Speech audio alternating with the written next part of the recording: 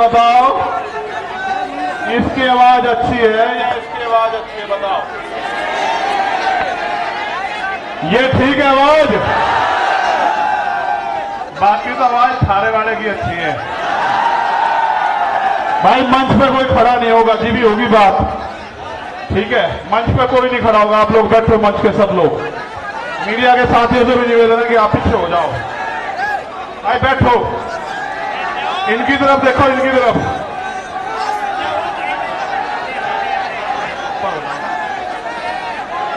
बैठ जाओ, जगह देके बिठाओ, जगह देके बिठाओ, उधर को जगह देके बिठाओ। हजाम में बैठ जाओ, नीचे मत बैठो, अच्छा नहीं लग रहा। अब बात सुनो, अगर वाकई में बाबा साहब का असली खून हो और अगर थारा दिल धड़कता है अपने भाई के लिए, तो फिर जमीन पर बैठो यार।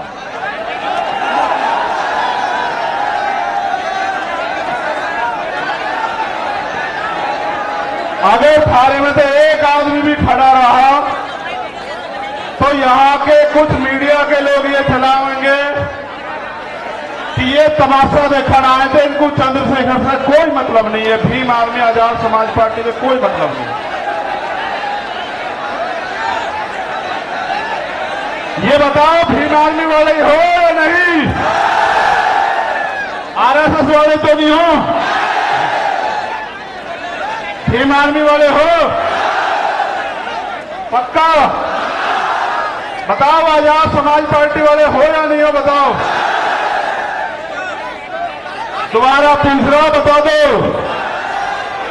ये बैठो भाई, फिर भाई बात जो सब साथ गए वही नहीं, मीडिया को छोड़ दो, पहले आप बैठ जाओ, मेरी तरफ देखो, मैं पानी सर पर घेर का खड़ा हुआ आपकी वजह से।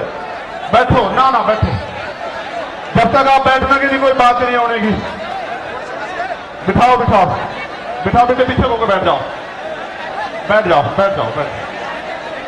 पता लगा आपके बीच में से कोई खड़ा होकर गोली मार दे, फिर क्या करोगे? इसलिए बिठा रहा था मैं।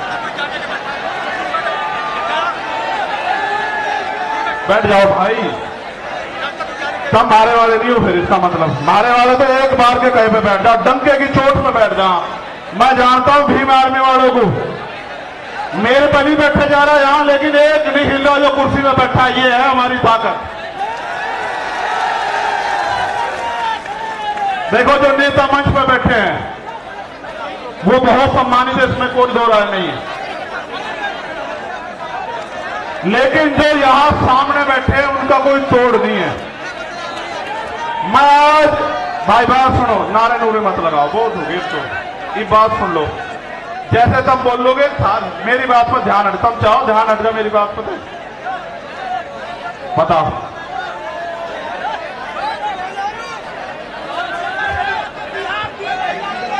भाई बैठ जाओ ना, आप पत्रकार थोड़ा ही हो, बैठ जाओ, बैठ जाओ, बैठ जाओ। जी भी बात शुरू होगी, जब तक आप बैठ रहे हैं कोई बात नहीं सुनी होगी, आप जानते हो ना मेरी चीज से। बैठ जाओ भाई। आप देखो, वो सब लोग जो है ना जिम्मेदार हैं, आपको समय दिया है ना, तो ऐसा मत करो। देखो वो सब बेवकूफ बन रहे हैं, आप पीछे को हो जाओ। नेशनल चौपाल वालों हो जाओ पीछे को, जमीन नहीं बेचना चाह, चलो पीछे को हो जाओ।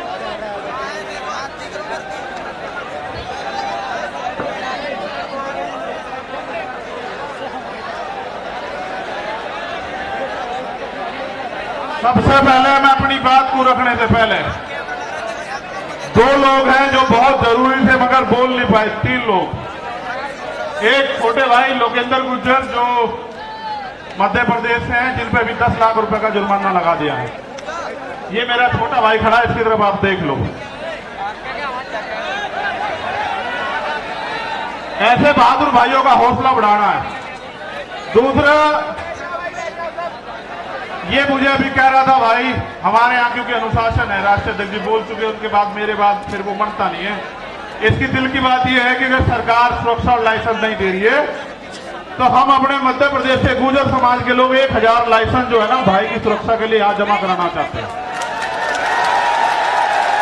मैं इस पूरे समाज का धन्यवाद करता हूँ।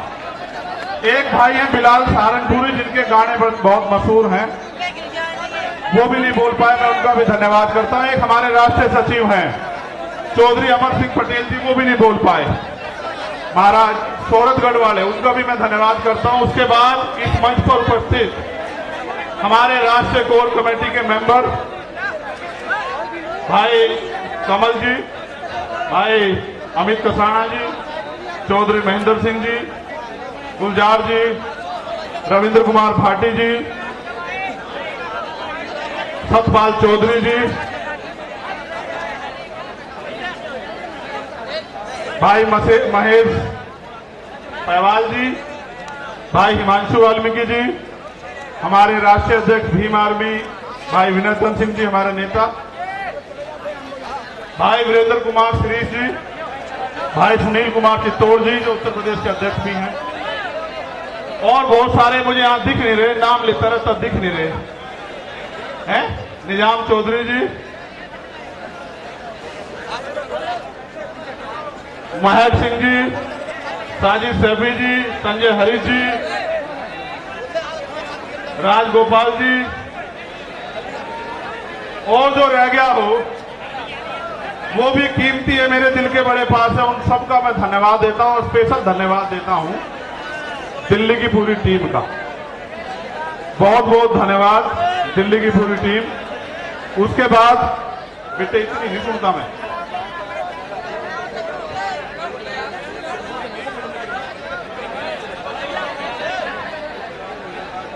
तो मौसम भी आपके साथ है। मैं वादा करके कह रहा अगली 10 मिनट में वो ठंडा होगा, याद रखो मेरी बात को। संतों गुरुओं महापुरुषों का इतना आशीर्वाद है कि अभी वो गोली नहीं बनी जो आपके भाई का सीना चीर जा। देखो मैं आपको कुछ बात बताना चाहता हूं, भाषण तो मैं आपको बहुत दिनों से दे रहा हूं, मुझे इस मंच से एक संदेश देना है। मैं उन सब साथियों का भी धन्यवाद करता हूं जो विभिन्न पार्टियों के एमपी, एमएलए, पूर्व मंत्री, पूर्व मुख्यमंत्री, तमाम हमारे साथी जो आए यहां, मैं उन सबका बहुत बहुत धन्यवाद देता हूं। और मैं पुलिस के साथियों का भी धन्यवाद देता हूं। मैं उनको ये भी कहता हूं, एक सूचना उनके लिए ये है कि मुझे खबर दी गई थी कि अभी कौन सा थाना है भाई, घोड़ा कुआ में हमारी 4 गाड़ी रोक के आपने बंद कर दी। देखो बंद का काम तो हमारा है, आपका नहीं है। आप तो कर्मचारी लोग हो, सबकी मदद का काम है।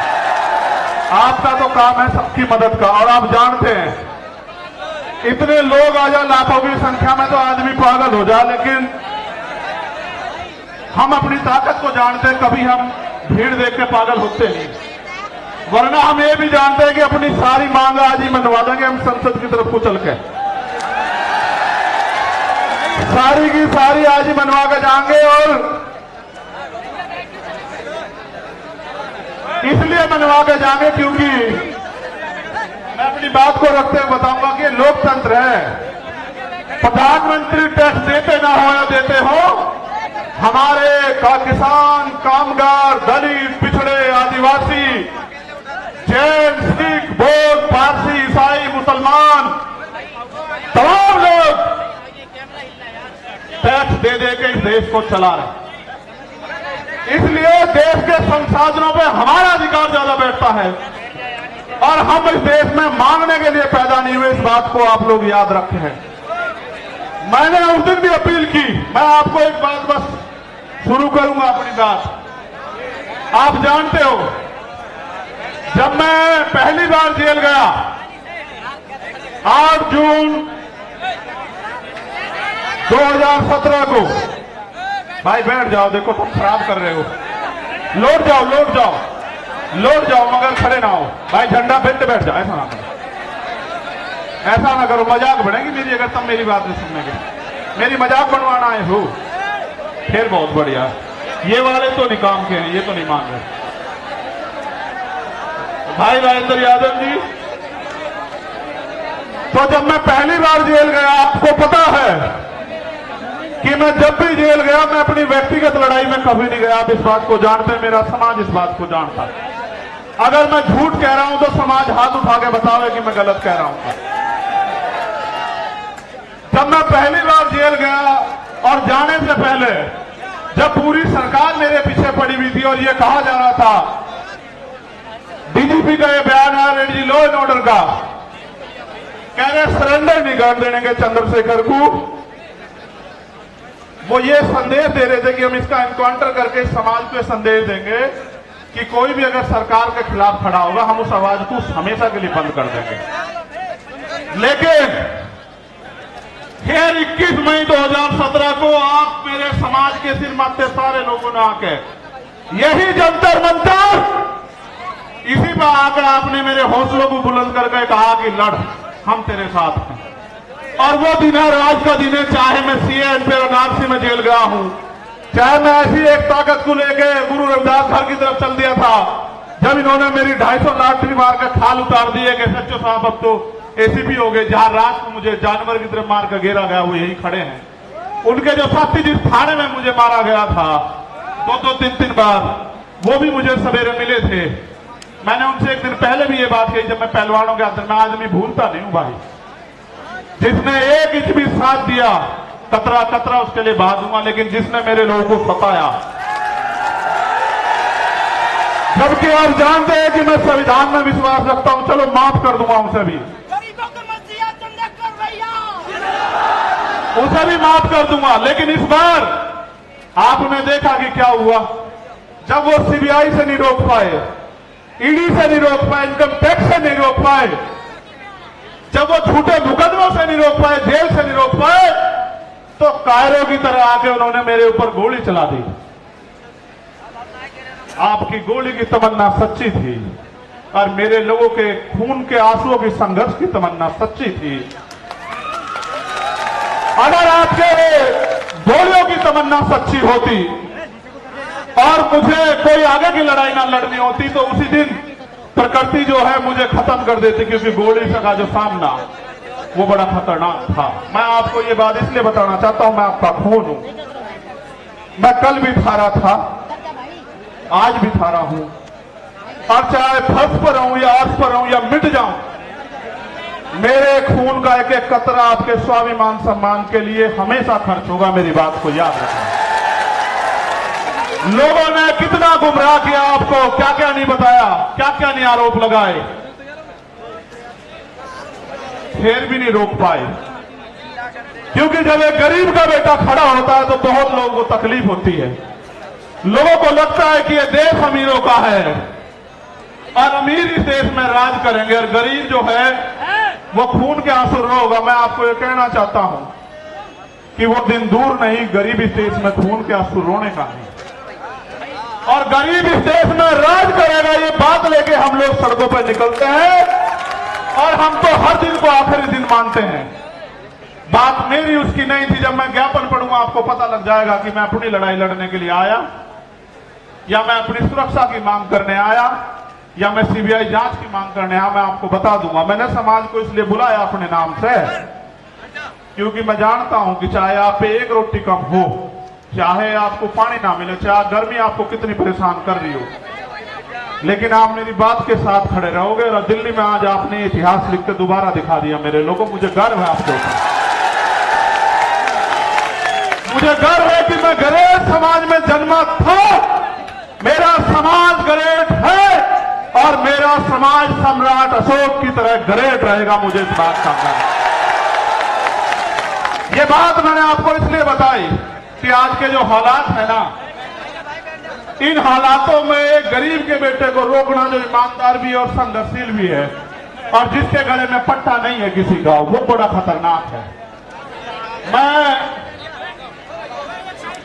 जब मैं कहता हूं ना, मुझे आदत है, पश्चिम के लोग हैं, तो भाई आप इसे हम ही मानना करो, ठीक है? इसे आप हम मानना करो सारे, क्योंकि भाई मैं भी तो भीम आर्मी का आपकी तरह सिपाही हूं, एक छोटा सा। सबसे पहले मैं धन्यवाद दूंगा जो पैदल चल गए, दोनों हाथ उठा के उनका बहुत बहुत धन्यवाद।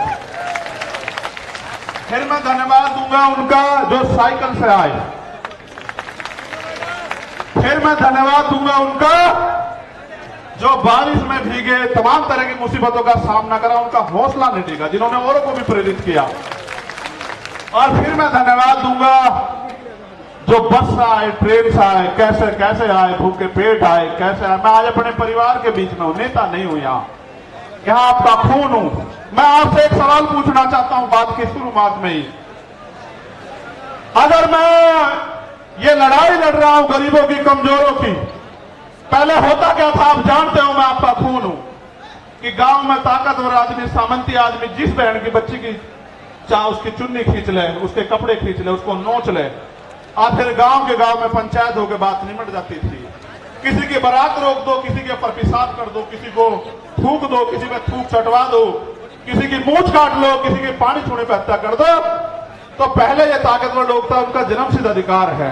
मगर जब से भीम आर्मी के सच्चे पहरेदार मैदान में आए हैं देश के अंदर,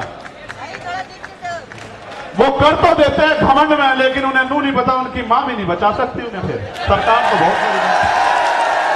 फिर वो जाते हैं जेल। जब वो जेल जाते हैं तो वहां बैठ के वो सोचते हैं कि हम किसकी वजह से जेल जा रहे हैं। तो जब वो जेल जाते हैं तो फिर वो क्या करते हैं पता है?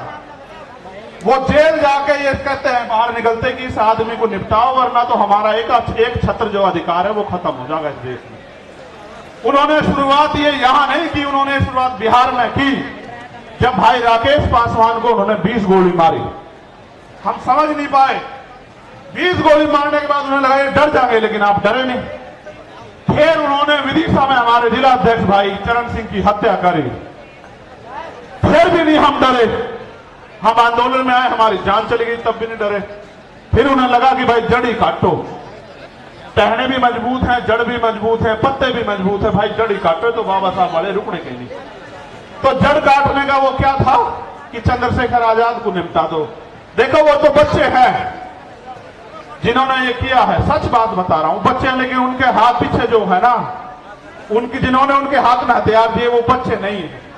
हम सीबीआई जांच की मांग इसलिए कर रहे थे कि बहुत सारे लोगों ने मजाक उड़ाया कि अपने आप सिक्योरिटी लेने को हमला कर दिया है। जिसकी रक्षा इतना बड़ा समाज करता हो, जिसकी रक्षा जो है सम्राट वीर भोज के वंशज करते हो, जिसकी रक्षा सर छोटू राम के वंशज करते हो, जिसकी रक्षा गुरु गोविंद सिंह जी के बच्चे करते हो, जिसकी रक्षा सदगुरु रविदास जी महाराज के बच्चे करते हो, जिसकी रक्षा भगवान वाल्मीकि महाराज के बच्चे करते हो, उनको लगा कि वो उसको मिटा देंगे। ये किसान कमेरों की आवाज है। ये मिट्टी का भले ही हो, लेकिन इसके लोगों ने इसे बड़ा ताकतवर बना। ये एमपी एमएलए भले ही ना हो, लेकिन ये अच्छी अच्छी सरकारों का गला पकड़ने का दम रखता है। ये बात सब लोग जानते हैं। सम्मानित साथियों, आज इस पावन अवसर पे, क्योंकि भीम आर्मी का स्थापना दिवस भी है, 8 साल पहले आज ही के दिन हमारे माननीय राष्ट्रीय अध्यक्ष और तमाम हमारे सिपाहियों ने यह ऐलान किया था कि भीम आर्मी भारत एकता मिशन के नाम के संगठन के जरिए हम इस देश में मनुवाद, ब्राह्मणवाद की जड़ें काट देंगे। जो कारवा एक छप्पर से चला, आज वो कारवा सैलाब के रूप में दिल्ली की सड़कों पे है। प्राइमरी स्कूल के मास्टर के इस बेटे ने कभी सोचा नहीं था कि अगर ईमानदारी से काम करने वाले को इतना प्यार मिलता है तो फिर लोग ईमानदारी से क्यों नहीं काम करते।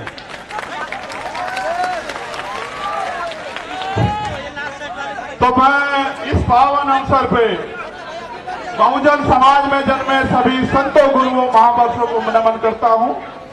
भगवान बुद्ध, सदगुरु रविदास जी महाराज, गुरु नानक देव, संत कबीर, भगवान वाल्मीकि महाराज, गुरु घासीदास, राष्ट्रपिता ज्योतिबा फूले, छत्रपति साहू जी महाराज, बाबा साहब अंबेडकर, नारायणा गुरु संत गाडगे जी महाराज, चौधरी सर छोटू राम जी, कोतवाल धन सिंह गुर्जर जी, संत राम बी प्रजापति जी, महामना राजसू वर्मा जी, बाबू जगदेव प्रसाद कुशवाहा जी, इनको इसलिए याद करो, ऐसी सभा में उनको गोली मार के खत्म किया गया था। वो ऐसे सिपाही, राष्ट्रपिता ज्योतिबा फूले की मूवमेंट के सिपाही, जिनको मारने का काम जो है बिहार में किया गया था। जननायक कपूरी ठाकुर, मान्यवर काशीराम साहब, मान्यवर दीना माना वाल्मीकि साहब को नमन करता हूं। और सम्मानित साथियों, मुझे संदेश के तौर पर आपको ये कहना है, मैं आपसे पहले पूछना चाहता हूं, क्या मैं कोई गलत लड़ाई लड़ रहा हूं? नहीं, दोनों हाथ उठा के बताओ। एक चीज और बता दो पहले ही, बात पक्की करके चलेंगे आज। बेटियां पैर नहीं छुआ करती, बेटियों के तो हाथ सर पर रहने चाहिए। क्या अगर मैं लड़ाई गलत लड़ रहा हूं और ये लड़ाई मुझे नहीं लड़नी चाहिए, तो आप आज इशारा कर दो, मैं ईमानदार से कह रहा हूं, मैं राष्ट्रीय अध्यक्ष जी को लिख के दे दूंगा कि हम ये संगठन बंद करके कोई खेती किसानी का काम कर लेंगे। जो आखिरी में बैठे हैं वो सब लोग बताओ भाई, ऐसे नहीं चलेगा, हाथ उठा के बताओ, ये काम बंद कर दूं? अच्छा अब सुनो, फिर गौर करो, एक सेकेंड, एक मिनट रुक जाओ। ये काम कामयाब कैसे होगा ये भी समझते हो? कब तक मैं आपको दिल्ली बुलाता रहूंगा, भोपाल बुलाता रहूंगा, भरतपुर बुलाता रहूंगा, छत्तीसगढ़ उड़ीसा बुलाता रहूंगा, झारखंड बुलाता रहूंगा? कब तक? हर चीज की एक सीमा होती है। मैं भी आपको बुला बुला के थक गया, लेकिन जो अन्याय अत्याचार हो रहा है वो बंद नहीं हो रहा है। अन्याय अत्याचार बंद करने के लिए पहली 3 बातों पर आप गौर कर लो। पहली ये कि हमें संविधान ने बराबर के अधिकार दिए हैं, सत्ता में हमारे लोग नहीं हैं, इस वजह से क्योंकि जिनकी सत्ता होती है उनके साथ अन्याय अत्याचार नहीं होता है। तो मान्यवर काशीराम साहब कैडर में एक बताया करते थे कि हमारे पास 5 तरह के बल हैं। कितनी तरह के?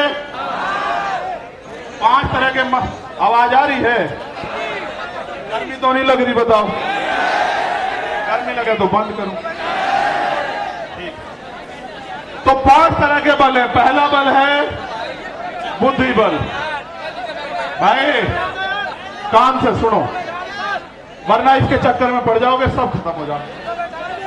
पहला बल है बुद्धि बल, दूसरा बल है धन बल, तीसरा बल है बाहुबल, और चौथा बल है जनबल, और 5वां बल है मनोबल। अगर जिसका मनोबल गिर जाए उसके लिए चारों बल बेकार हैं। मनोबल किसे कहते हैं? कि जब आप पहले ही हार मान लो। साहब भी कहते थे, मैं उनकी बात को आगे बढ़ाते हुए आपसे कह रहा हूं, पहले तो दलित समाज जो है अपना, वो दलितपन छोड़े, अन्याय का जवाब देने के लिए तैयार होना चाहिए। हम इस देश में इसलिए पैदा नहीं हुए कि हम बच्चियां पैदा हो हमारे घर में और उनको नोच लिया जाए, जैसे मणिपुर में नोचा जा रहा है हमारी आदिवासी बहनों को। हम लोगों ने इसलिए अपने परिवारों को आगे नहीं बढ़ाया कि कोई मूंछ रखने पर उनकी हत्या कर दे, कोई उनको जूते में पानी पिलाए, कोई उनके सर पे पेशाब कर दे। इसलिए हमारे माँ बापों ने हमें जन्म नहीं दिया। इसलिए अपने मनोबल को ऊंचा करो। ये लोकतंत्र है, जिनके पास लोग होते हैं, जिनको उनका राज होता है। लोग आपके पास हैं, लेकिन राज कैसे आएगा इसका तरीका आपको बता देता हूं। राज ऐसे आएगा, जिन्होंने पहले काम किया। हमारे लोगों को मैं सुनता हूं, कहते पिछड़े वर्ग के जो लोग हैं वो तैयार नहीं है बहुजन भाईचारे के लिए। ये बात बार बार कही जाती है कि पिछड़े वर्ग के लोग तैयार नहीं। मैं आपको सच बताना चाहता हूं, सच क्या है। सच ये है, और आप इस बात को मेरी सुनोगे, कि पहले दलित समाज के लोगों को पढ़ा के अपने पैरों पे खड़े करके किताबें लिख के अपनी लड़ाई लड़ने के लिए सबसे पहले जो अगर शुरुआत किसी ने की, गुलाम भारत में अंग्रेजों के गुलाम जब हम थे, तो वो राष्ट्रपिता ज्योतिबा फूले ने की, जो पिछड़े समाज से आते हैं। उन्हीं को बाबा साहब अम्बेडकर ने अपना गुरु माना।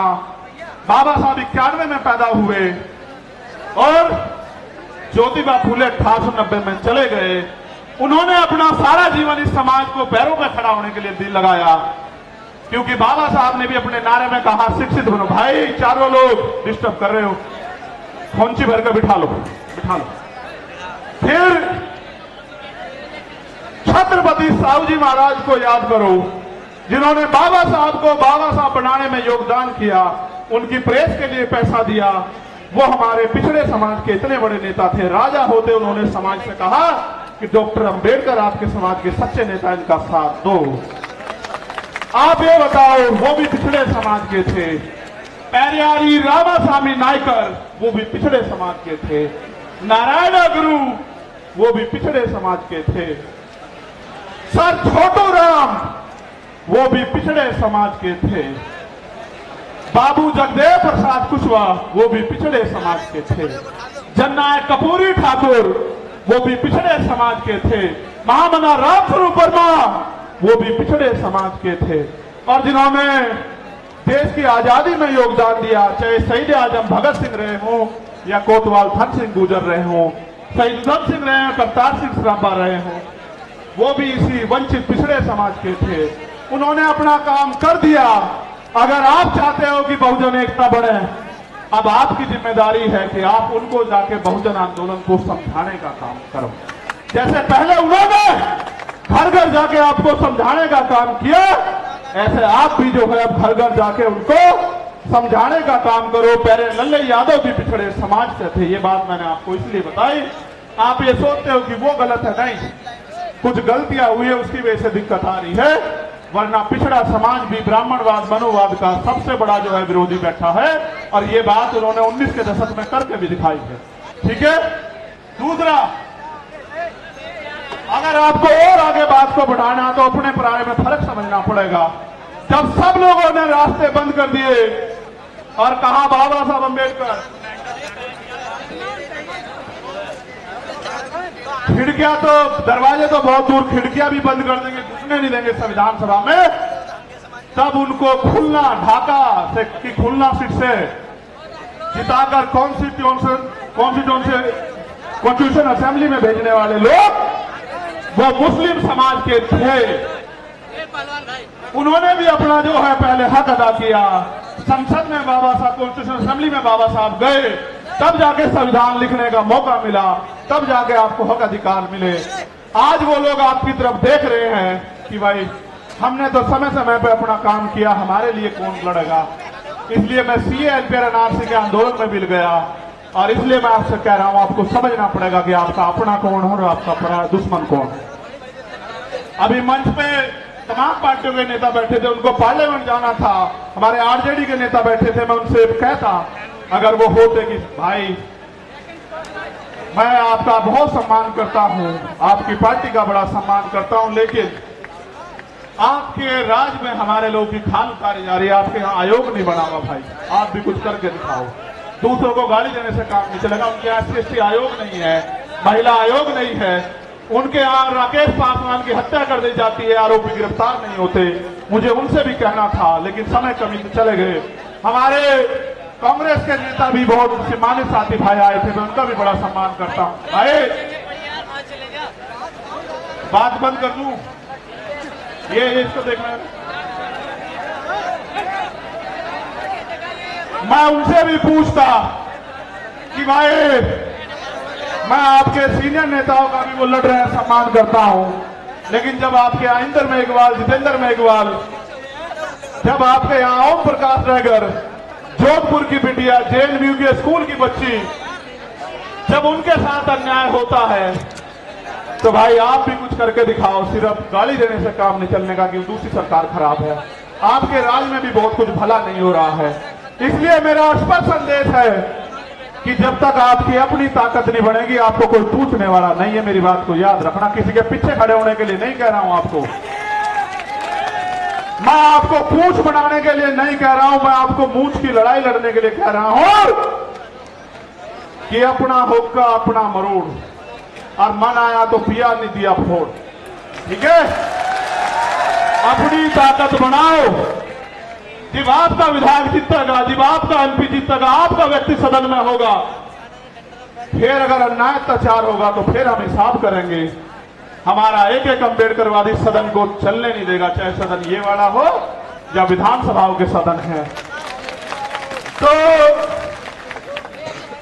सारी बात मैंने आपको बता दी। मैंने आपको इसलिए बुलाया कि मेरा जो गिरता हौसला, जो गिर नहीं सकता, आप जानते हो, लेकिन मैं आपसे पूछ लूं, क्योंकि कहते हैं पुनर्जन्म होता है, मैं तो मानता नहीं, लेकिन सच ये है कि जब वो गोली चली थी मैं ईमानदारी से कह रहा हूं, मैंने अधिकारी को फोन करके कहा कि गोली तो लगी है, लेकिन लगी कहां ये पता नहीं भाई। और पिछला जन्म भी जीवन भी आपके लिए था एक एक कतरा, और ये जीवन भी आपके लिए, ये ऐलान करने के लिए आपको बुलाया। दूसरा, सीबीआई जांच क्यों जरूरी है ये भी सुन लो। जो लोग ये कह रहे थे सुरक्षा के लिए गोली चलवाई या करा, तमाशा बना रहे थे, उनको आदत है मुझे नीचा दिखाने की, आदत है उनको, क्योंकि उन पे ये गरीब का बेटा पच नहीं रहा भाई, ये कमेरी मां का बेटा पच नहीं रहा उन पे। तो मैं भी उनको बता देना चाहता हूं कि हो सकता है आपके मालिकों के हाथ भी इसमें शामिल ना हो, इसलिए मैं इसकी सीबीआई जांच चाहता हूं कि मेरे जान से ज्यादा, मेरी जान से, मेरे लोगों से ज्यादा दूसरों को क्यों प्यार हो गया है, वो क्यों मेरी जान लेना चाहते हो। तो प्रकृति के आशीर्वाद से, आप भाइयों के सहयोग से, प्रार्थनाओं दुआओं से मैं आपके बीच में, वरना ऐसा भी हो सकता है कि आज यहां आप इकट्ठा तो होते, मेरी तस्वीर लगी होती और आप रो रहे होते कि भाई हमारा भाई चला गया।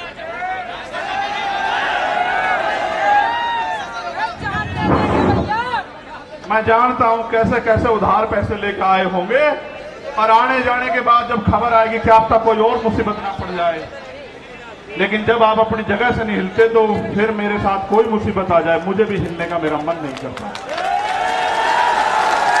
आप बताओ कैसे छोड़ दूं, आपके हाथ कैसे छोड़ूं, आप बताओ कैसे छोड़ूं आपके हाथ, जिन्होंने मेरे लिए दिन रात नहीं देखा, आंधी तूफान नहीं देखा, गर्मी नहीं देखी, बारिश नहीं देखी, कोई भी मुसीबत नहीं देखी, भूख प्यास, उनका हाथ कैसे छोड़ दूं, उस समाज का हाथ कैसे छोड़ दूं, कैसे डर के घर में बैठ जाऊं, कैसे सीना तान के आपका खून होके बाहर ना हूं। इसलिए यहां मैदान में हूं, ये मैं समझना डर गया हूं, जिस दिन डर गया आप ये समझना कि मर गया हूं। जब तक जिंदा हूं पूरी ताकत से इस लड़ाई को लड़ूंगा। दिल्ली के भी बहुत साथी आए, मध्य प्रदेश के बहुत साथी आए, 22-23 स्टेट से साथी आए, थोड़े थोड़े अपना अपना प्रतिनिधित्व करने के लिए। 2-2 हजार किलोमीटर से लोग आए, उड़ीसा से आए, झारखंड से आए, तेलंगाना से आए, कर्नाटक से आए, त्रिपुरा से आए, असम से आए, बंगाल से आए, बिहार से आए, राजस्थान से आए, कश्मीर से आए, पंजाब से आए, हरियाणा से आए,